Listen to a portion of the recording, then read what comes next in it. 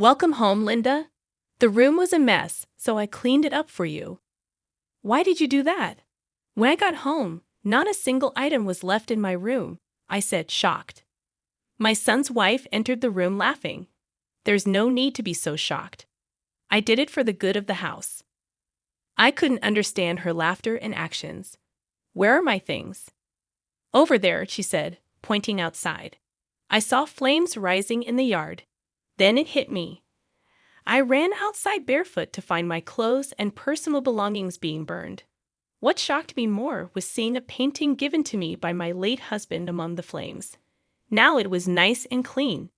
Looking at my daughter-in-law, I realized she was controlled by malice. Do you know what you've done? Of course. No need to look so scared, she replied casually. Her smirk made it clear she wasn't joking. Are you trying to drive me out? No, I'm just exterminating a parasite, she said, her words chilling me. That's when I made a decision. Then I'll leave. And so I left the house, but I wasn't alone in this. Everything was now in place. I swore on my late husband's grave that I would never forgive her. My revenge against my eldest son's wife had begun. My name is Linda Adams, and I'm turning 60 this year. Ever since I lost my beloved husband to cancer 2 years ago, I've been living alone. After he passed away, I felt a great void.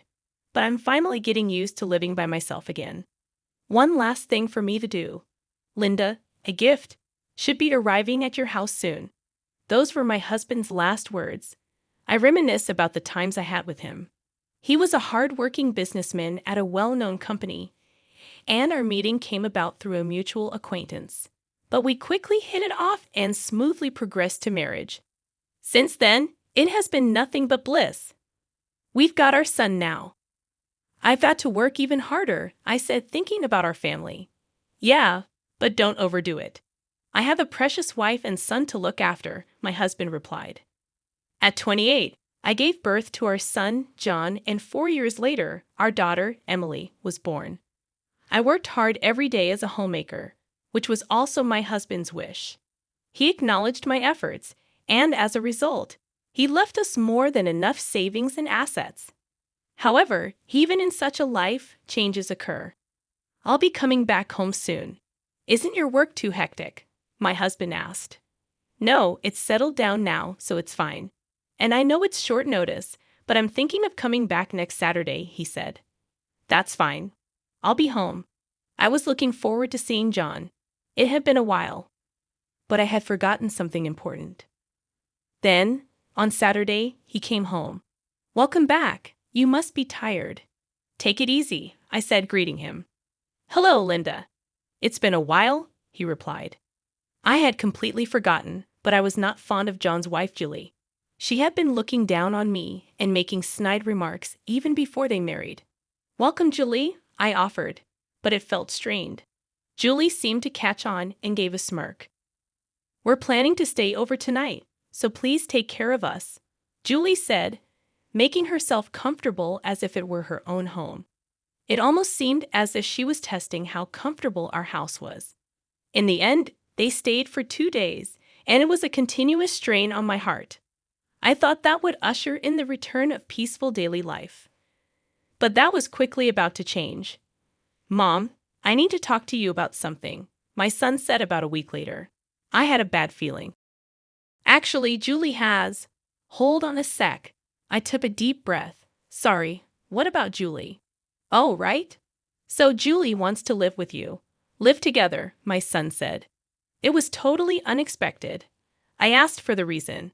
I thought it was sudden too and wondered why. But it seems she's worried about you. Worried? I couldn't help but wonder if that were true. Why hadn't she reached out herself? I told her you were fine, but she won't listen. I see. How are things between you and Julie then? I asked. I think we're okay, he said. But he sounded less than enthusiastic. I thought it was bad to burden my son like this and made a suggestion. Then I'll just tell Julie myself that she can't live with us. If I say it directly, she'll give up. Right after hanging up, I looked up at the ceiling. Living with my daughter-in-law was out of the question. Her snooping around my house before must have been her scoping it out for moving in. With that in mind, I just couldn't accept her proposal. Hello, Julie. About the living together thing, I contacted her the next day.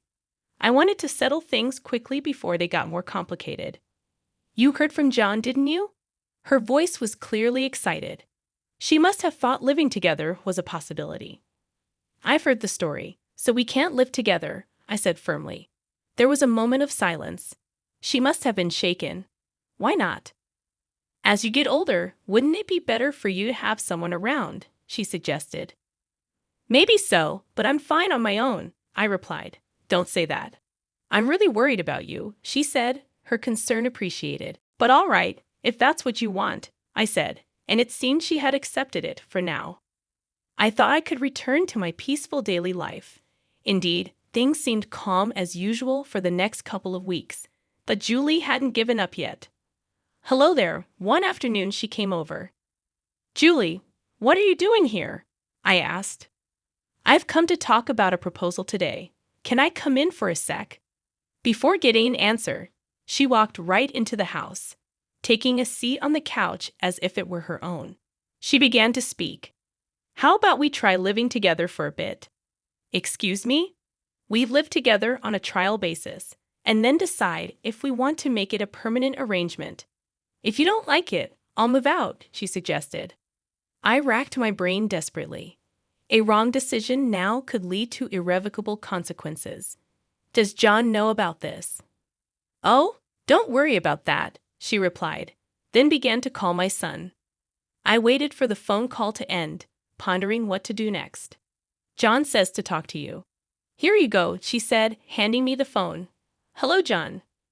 Mom, I'm really sorry. I had no idea Julie would go to you. What are you going to do? I'm okay with living together, but don't get me wrong. I'm not agreeing with Julie's idea. I just think it's a good way to get her to give up, he explained. There was a certain logic to his thoughts. We could live together for a while and find the right time to say no. All right, let's do that, I agreed. Deep down, I feared Julie might disrupt our home. But if things went south, she could just leave, and so our living together began. At first, everything was peaceful. Things changed when John started spending more time away from home due to work. Sorry, I'm too busy to help out around the house right now, he said. Don't worry about it. Instead, I'll take care of the expenses. Don't fuss over it. Leave it to me, Julie replied. Soon after he left for a long business trip, and as if she had been waiting for him to leave, her attitude changed dramatically. Are you not so good at cooking? She asked during one of our meals together. What? Well, it just feels a bit dated and plain. Even dog food might be better, she laughed mockingly, revealing her true colors. From then on, all pretense was dropped. Another day, as I was sorting out the laundry in the living room, she exclaimed, Hey, did you mix our laundry together again? It's not necessary to separate them. She sighed heavily. When you mix them, your old lady smell gets on my clothes. Please do mine separately next time. Oh, and rewash mine, will you? Hey, where do you think you're going? I've got plans with friends, she announced abruptly, leaving me to tend to the chores alone. She never lifted a finger to help, preferring to gallivant about instead. I couldn't stand it any longer. Your behavior lately has been too much. I'm going to have to tell John about this, I said, hoping it would calm things down. But she was not a woman to fold so easily. Don't joke with me. I'm here out of the goodness of my heart, she retorted. What on earth was she talking about? Even though Julie's arrival had completely disrupted our daily life, she warned, if you go snitching, it won't end well for you, and threw a picture frame at me, containing a picture of my husband and me. At that moment, everything I had been holding back just overflowed. Okay, I'll be able to get back soon, Mom. We'll talk in detail then, all right. My son said over the phone. 3 months after we started living together, I included everything that had happened in our conversation, including ending the living arrangement. He didn't even seem surprised when I called and readily agreed. It was just 3 days before he was due to return when my daughter, Emily, came back home. Sorry for the suddenness, she said. It's fine. What happened? I asked. As I listened to her, she revealed that her husband's infidelity had led to her divorce. You can stay here for a while. You've been through a lot, after all, I offered, but there was a problem. I explained the current situation to her. So Julie is living with you, right? John is going to be back from his business trip soon, so we will talk things over then, I said. I see. I'm the newbie here, but I'll help out as much as I can, Emily said reassuringly. That night, when Julie arrived home, she asked, Hey, Emily, why are you here? A lot's happened. I'll be staying here for a while, Emily replied. Julie hadn't met my daughter often, but for some reason, she seemed to have taken a liking to her. Seems like Julie is taken to you, so we might use that to our advantage. Indeed, we must be careful not to let on what we're planning, I thought to myself. The next day, my son returned. I'm home, he announced. As I went to greet him at the door, his wife pushed past me, saying, You're in the way. Hey, isn't that a bit dangerous? I said. Just act your age, will you? I mean, you're an old lady, she retorted, laughing while looking at me. At this point, I was truly astounded by her behavior. What are you doing here, Mom? My son asked, noticing my distraction. Just lost in thought, that's all. Emily came back, right? Haven't seen her since Dad's funeral, I replied. She'll probably be back soon then, he said. About an hour later, we had dinner with my daughter, who had just come home. When it was just the two of us, she complained about Julie. But even she can't in this situation.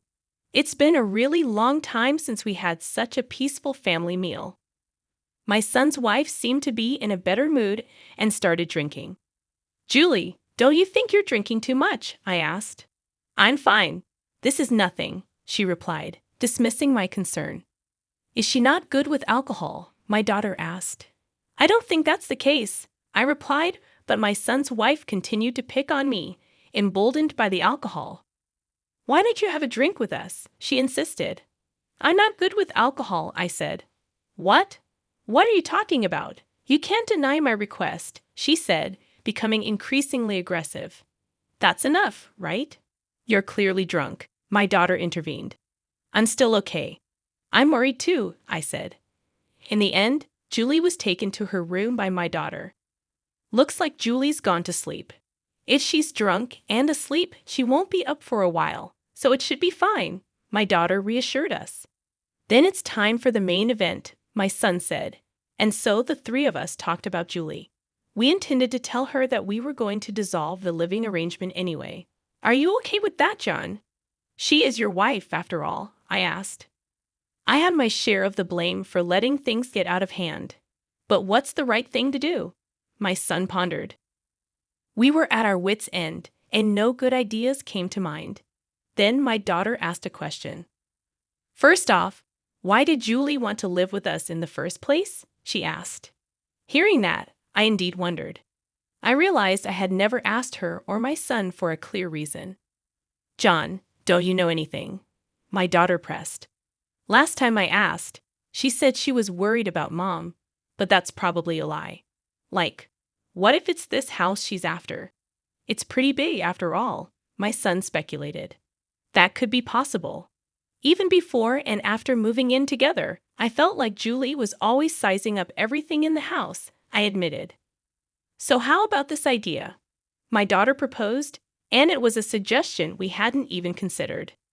It might be a burden on Mom, my son pointed out. After a bit of thought, I realized it might be a good way to break the current stalemate. Yeah, since it's Emily's idea, why not go for it? I suggested. What do you think, John? My daughter asked. I'm okay with it too. My son agreed. And so, we each started to make our moves. Of course, this was a secret from John's wife. A week later, everything was ready.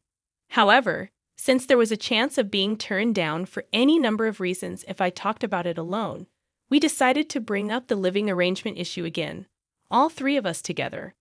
We decided to execute our plan in 2 days. The day before, Julie said, I'm sorry, but I'm going to head out for a bit. When will you be back? I asked. Well, I should be back by the evening, she replied, unusually happy. But I didn't think much of it because by tomorrow, I'd be saying goodbye to this life. The only worry was leaving John's wife at home alone. But I was looking forward to catching up with a friend for the first time in a while and had completely forgotten about that. I'm home, I announced upon my return around 4:00 p.m., but unexpectedly, she came out of my room. "Welcome back, Linda. It was dirty, so I cleaned it up for you," my son's wife said as she emerged from my room. "Why are you coming out of my room? You'll see if you look," she replied cryptically. "What? Why is this happening?" I exclaimed, realizing that nothing was left in my room. As I stood there in shock, my son's wife entered the room laughing. "You don't need to be so surprised. I did it for the good of the house," she said casually. Her behavior and laughter without a hint of remorse were completely baffling. "Where are my things?" I demanded. "Over there," she pointed, and I followed her gaze to see flames in the yard. That's when it hit me. No way. I ran outside barefoot, only to find my clothes and belongings being burned. Then something truly shocking caught my eye amidst the flames. A painting, a gift from my late husband. "This cleans everything up nicely," my son's wife remarked, her face filled with hatred. She had forgotten something important. "Who really supports this house? Do you know what you've done?" I asked, trying to understand her motives. "Of course. Don't look at me like that. You're scaring me," she replied, trying to brush off the gravity of the situation. "Don't joke around. Well, there are still things we got to do, right?" She continued with a grin. "Are you trying to kick me out?" I asked, realizing her intentions. "No, I'm just dealing with a parasite," she replied, her words carrying a thinly veiled threat. Despite the sugarcoating, I knew she was talking about me, and so I made a decision. Then I'll leave. I left the house, swearing revenge on my son's wife. "Are you really okay with this?" Julie had asked me before I left, but I didn't even look at her. I could easily imagine the expression on her face. As I headed to my new place, I called my son and daughter.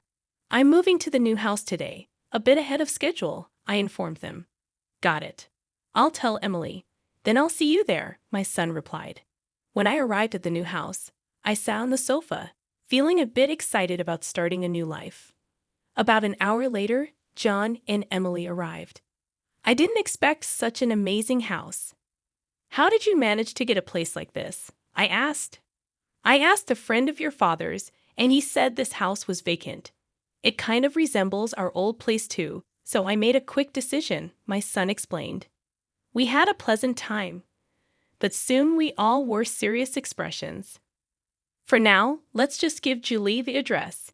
Given her nature, she'll definitely come by," I suggested. "I'll take care of that." "Thanks," my son replied. After a while, I had dozens of messages and missed calls. "We're ignoring these, right?" I asked. "Yes," my son confirmed. We then waited for my eldest son's wife to grow impatient and visit.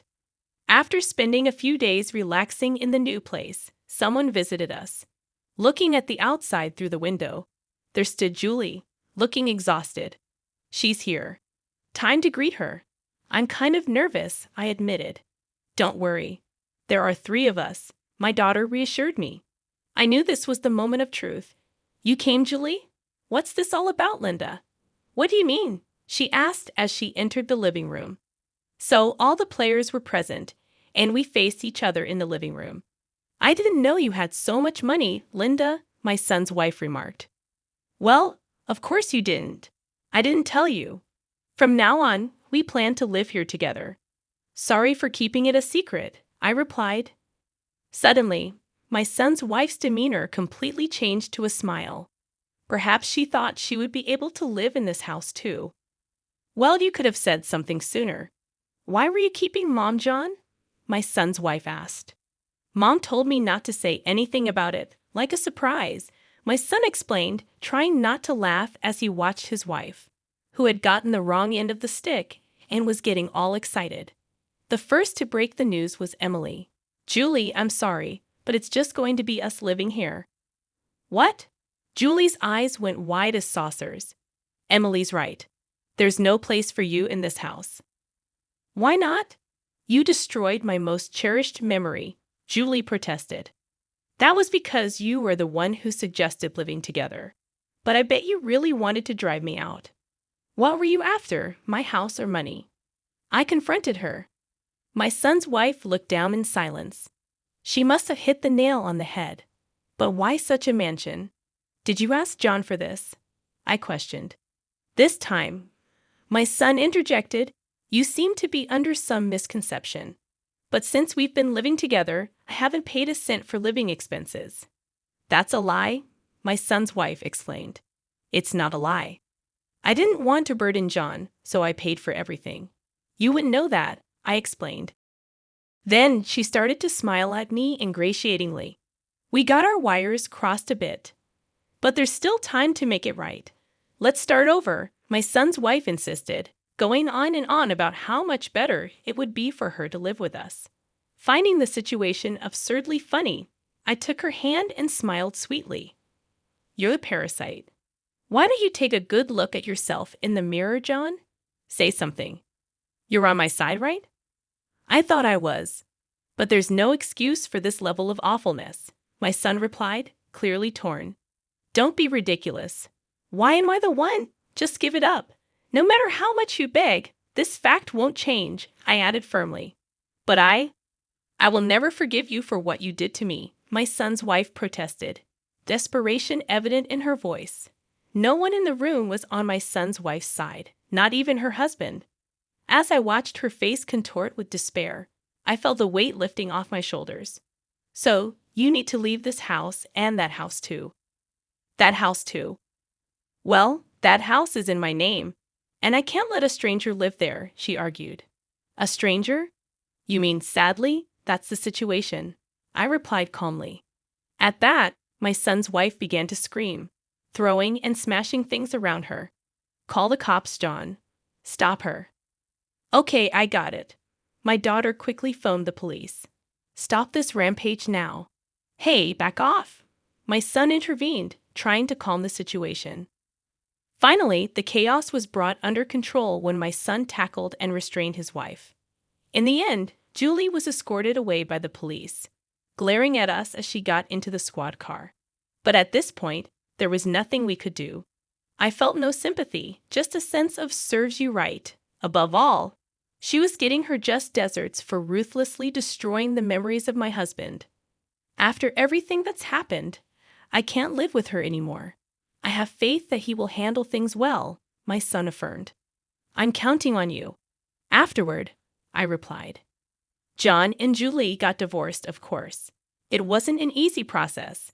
She cried and screamed during the discussions with the lawyers, trying to garner sympathy, but my son dismissed it outright. I was present as well, just astonished by her pitiful display. Cut it out already. Please, keep out of this. It's your fault this is happening. Stop blaming others. You brought this upon yourself, my son asserted firmly. That's right. Just stop it.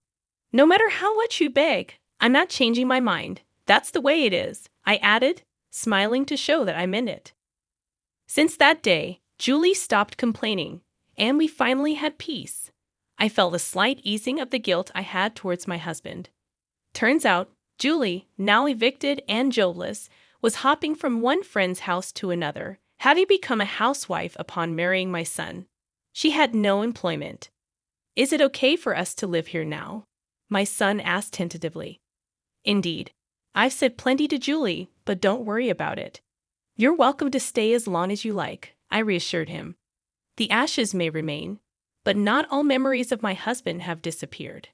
From now on, the three of us will walk towards a bright future together.